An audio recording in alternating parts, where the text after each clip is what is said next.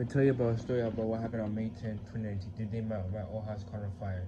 So I was just 9 years old back then, sleeping like any child would.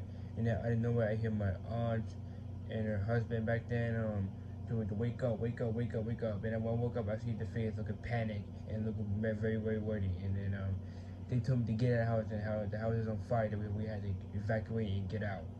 And then they're going to call 911. I was like, what? I didn't know what was going on. I didn't know they would, mess with us or, you know, you get it. I didn't know the rest of the, they would actually be serious. But either way, I got up, and then first thing I see in the hallway is, first of all, my grandpa is not in his room. Second, the hallway is covered in smoke. It's covered in smoke, and at the same time, my aunt and her husband is waking up my sister, my cousin. Then my aunt rushed to my cousin and her boyfriend room back then. Told him to wake up, wake up, wake up. The house, is on fire. We have to get out. And as I went downstairs, I was confused because the fire alarm was not going off every day. I was confused. I was still confused, and still saw a lot of smoke. And then once I got out, I see my grandpa outside, and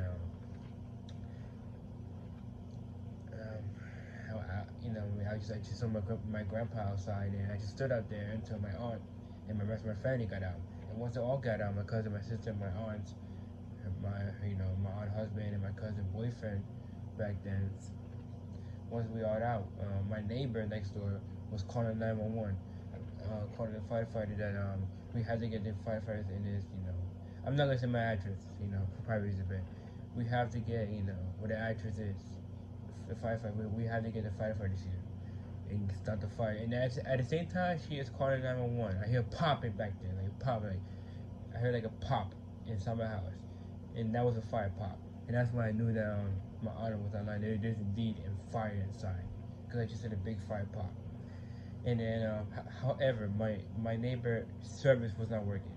But then another neighbor came in and called 911 where the service was actually working and told it, to go with my accident and that my house is on fire. They got taken on me immediately.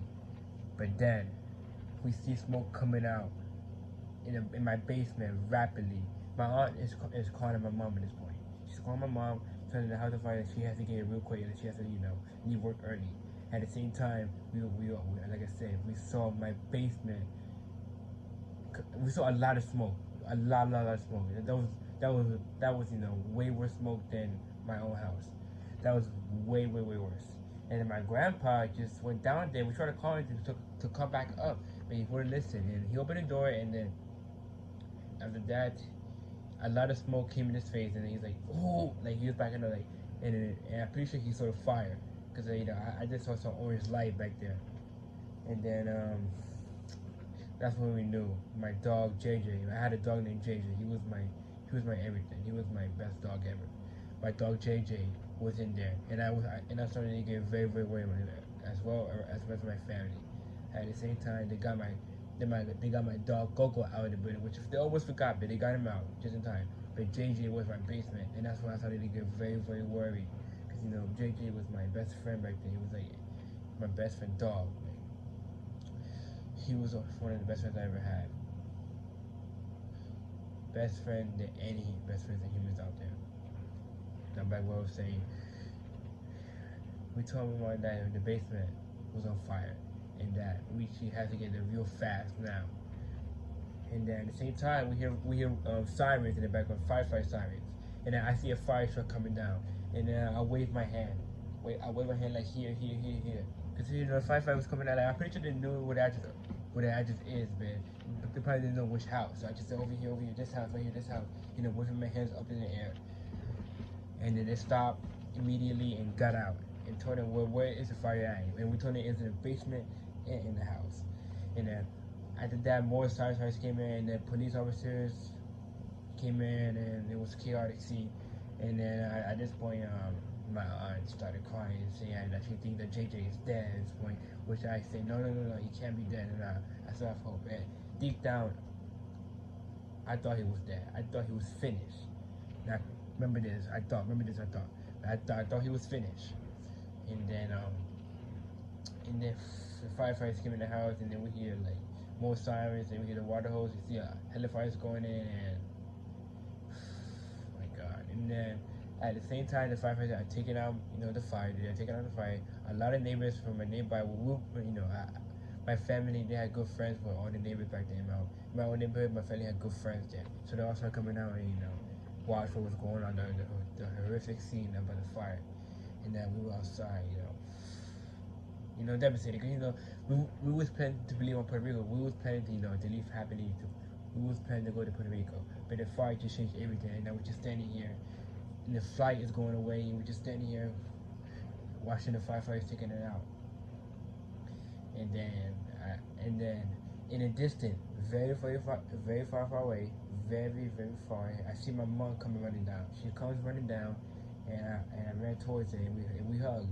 And I told her that my house is fine, that JJ's inside, and we didn't know if this kid or not. And then my sister came in as well and told her the same thing. And then my mom went to my aunt, my brother, and her husband, and they started talking about what happened, And then at the same time, I hear it.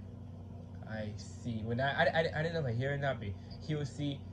I see a firefighter coming out with JJ in his freaking arm, and that's when I came into JJ. And I started crying. I started breaking down. Yeah, I was happy that he was very alive. And my sister came in as well. She started crying as well. And then my cousin, she was holding the dog. The firefighter gave it to her. She was holding the dog, and that's when I came in right, and my sister. So the thing is, I thought my cousin went in there. My cousin, she went in there to get JJ, and I told her, "You went in there to get JJ." I was like, "No, the firefighter gave me." I was like, "She called me crazy." I was like, "Oh, whatever." I was saying, I was crying, and my neighbor actually came down and so bad, and she covered me to calm down and start crying, And then once I started crying, I petted JJ so bad, But JJ, he looked horrible. He had smoke over. The smoke when your body is covered in smoke, like black stuff, like black. Like that, you know what I mean, like black. He was covered in black skin, and he was not barking. He was just quiet. He looked traumatized, and I cannot imagine him being there for hours. Remember, I think the fire started at least, I think either an hour before we woke up or 45 or 50 minutes before we woke up. But either way, JJ was in there for an hour. And he almost died, but thank God he backed down and. Thank God the fire didn't get too close, and thank God the firefighter got in just in time. Because according to the firefighter, while he was stopping the fire, he heard barking, he heard barking, he heard a bark, like JJ was calling for help. And the firefighter, I'm pretty sure he ran towards the fire. Well, I'm pretty sure he took out the fire, but I'm pretty sure he ran towards the fire. He probably had fireproof, and then he gave it to my cousin who was downstairs, not inside the house when it was on fire. And then me and my family, and we just stood there for hours, and more sirens came in, and more police came in, more firefighters, and then at this point the road is closed. They put the crime scene tape. Well, it's not a crime scene, but they put some tape, not the cross here. Then this is police activity. And then while I was sitting down with JJ and Gogo, my rest of my family, the chief of firefighters actually came in. We asked the police who we got to talk to. My mom, she asked the police who we got to talk to about about this situation. And then we were talking to the police, and at the same time we were talking to the chief of the firefighters actually came in and said, "Oh, there he is. You can talk to him right now." And your mom was like, "Okay," because they said, "Okay." And then once we talked to the police, he told us that that everything's gonna be fine, but we do know that the house is really damaged and it's gonna take a while to build up, and then we had to move at one point. We had to move, the fire. It took everything. So, and then at the same time, he went downstairs yelling at the firefighters, what was taking so long? Remember, we've been there for hours. So this happened about 7 a.m. And then by this point, by the time the police chief came in, the firefighter chief, whatever you call him. It was probably 8 a.m. or near 9 a.m. Right? That's why he was yelling. What is the firefighter taking so long to take out the fire? Right? And I didn't know the firefighter responded. All I didn't know he was yelling, and the firefighter responded was something I couldn't hear. But I'm pretty sure the firefighter responded. They're still cleaning up. The whole floor is flooding. Because remember, I just saw the whole floor flooded. The whole floor flooded. There was hornet ash in the water hose. And as we stated, we actually moved to one of my friends to a house. We moved to one of my friend's house. We had to stay there for now because we couldn't go nowhere. We couldn't get a hotel that quick, and the house was burned down. We couldn't be in there. So we just stayed in the house for probably days until we got a hotel. And then when we came back to our house, you know, I think it was the same day, May 10th, or the next day. But either way, when we came back to our house, it was bad. It was bad. First of all, the moment we walked in, it smelled horrible. Like it smelled bad, like very very bad. Ashes, the fire smell. It smelled really bad. Like, it smelled horrible. And the house was all black and it was dark. Like the lights, it was black out. It was really black out. And then we went to you know, the main house first. We went to the kitchen and oof, the kitchen of the main house was destroyed, and the bathroom somehow actually was destroyed as well. Because remember, when we evacuated, the bathroom was good, but then when we came back, the bathroom was destroyed. We, the fire actually got up before the firefighter took it out. And then when we went to the basement, oh my god, everything was done. It's like it was the basement had the worst part of the fire, because you know that's what started for. It had the worst part of the fire. Everything was destroyed. The TVs were destroyed. The floor was destroyed. My school uniforms were destroyed. The bed was destroyed. The fan, my computer, the TV, the mirrors, the kitchen, the basement kitchen, the bathroom. Yeah, the bathroom. The bathroom was even destroyed because that's where the fire started from. Apparently, there was a electric issue in there, which caused the fire to explode, caused it to start. And my mom didn't know because remember she got it like around 3 a.m. and the house looked fine. But at one point after she left, probably like hours, you know, the electric in the bathroom exploded. And then my dog house, it was destroyed. It was very, very destroyed. But Ninga, he survived that and the firefighter saved my dog's life.